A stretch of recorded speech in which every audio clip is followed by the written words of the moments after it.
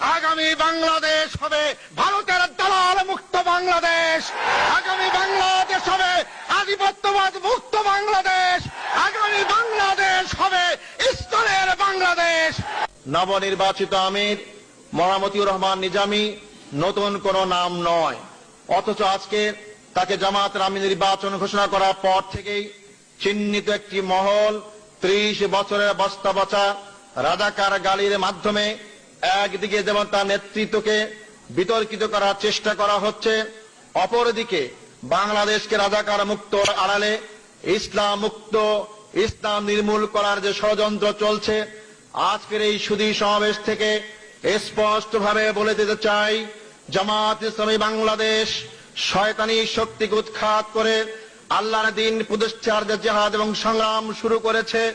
মানুষরূপী শয়তানেরা যত শক্তি অর্জন করে জামায়াত ইসলামীকে রাজাকার স্বাধীনতাবিরোধী গালিগালাজ করে আমাদের আন্দোলন অগ্রযাত্রাতে ব্যাহত করার চেষ্টা করুক না কেন, জামায়াত ইসলামী বাংলাদেশ বাংলাদেশের জনগণকে সাথে নিয়ে সকল ষড়যন্ত্রকে বানচাল করবে ইনশাআল্লাহ। সংগ্রামী ভাই ও বন্ধুগণ, রাজাকার মুক্ত বাংলাদেশ গড়ার নাম নিয়ে বাংলাদেশের জমিন থেকে ইসলামকে উৎখাত করা যাবে না। ইসলামের শিকড় বাংলাদেশের মাটির গভীরে প্রথিত রয়েছে। এই শিকড়কে উৎখাত করা যারাই চেষ্টা করবেন তারাই উৎখাত হয়ে যাবেন। ইসলাম দিন দিনে বৃদ্ধি পাবে, হাঁটি হাঁটি পা পা করে 41 সাল থেকে এই উপমহাদেশে জামাত ইসলামের যজ্ঞযাত্রা শুরু হয়েছে। একবিংশ শতাব্দীতে শুধু আজকে উপমহাদেশেই নয়, পৃথিবীর যেখানেই যাবেন সেখানে ইসলামী আন্দোলন আজকে শক্তিশালী আত্মপ্রকাশ করেছে। আমার দৃঢ় বিশ্বাস হয়েছে চলমান একবিংশ শতাব্দী আবেগের বশবর্তী হয়ে নয়, বাস্তবতার কারণেই পৃথিবীর দেশে দেশে ইসলাম একটি বিজয়ী শক্তি হিসাবে আত্মপ্রকাশ করবে ইনশাআল্লাহ। কোন শক্তি নাই তাকে উৎখাত করার জন্য।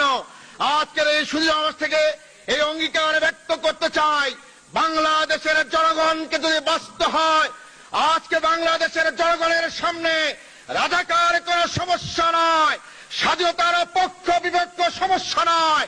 বাংলাদেশের সমস্যা কুশিক্ষা, অশিক্ষা, আজকে বেকারত্ব, জুলুম, নির্যাতন, হত্যা, ধর্ষণ। আর এর জন্যই দায়ী যারা এই দেশ শাসন করেছেন, এর জন্যই দায়ী মানুষরূপী শয়তান যারা দেশকে শোষণ করে অর্থের পাহাড় গড়েছেন। এর জন্যই দায়ী তারাই যারা মানব রচিত মতবাদের ভিত্তিতে দেশ এবং জাতিকে শাসন করেছেন। অতএব তাদের এই অপকর্ম ঢাকার জন্য, তাদের এই ব্যর্থতা ঢাকার জন্য আজকে তারা রাজাকার নামে ইসলামী আন্দোলনের উত্থিত আন্দোলনকে যারা আজকে ভয় পেয়ে জনগণের কাছে তাদেরকে হেয় করার চেষ্টা করছেন, আমরা স্পষ্ট বলে চাই, বাংলাদেশের জনগণকে 30 বছরের মন ভুলানো কথা বলে আর ঘুম পাড়াতে পারবেন না। জনগণ জেগে উঠেছে, জনগণ পরিবর্তন চায়, জনগণ দেশকে আজকে নতুন শতাব্দীর এই দিনে তাদেরকে আজকে ভাগ্য করতে চায়। জনগণের ভাগ্য করতে হলে ইসলাম ছাড়া বিকল্প নেই।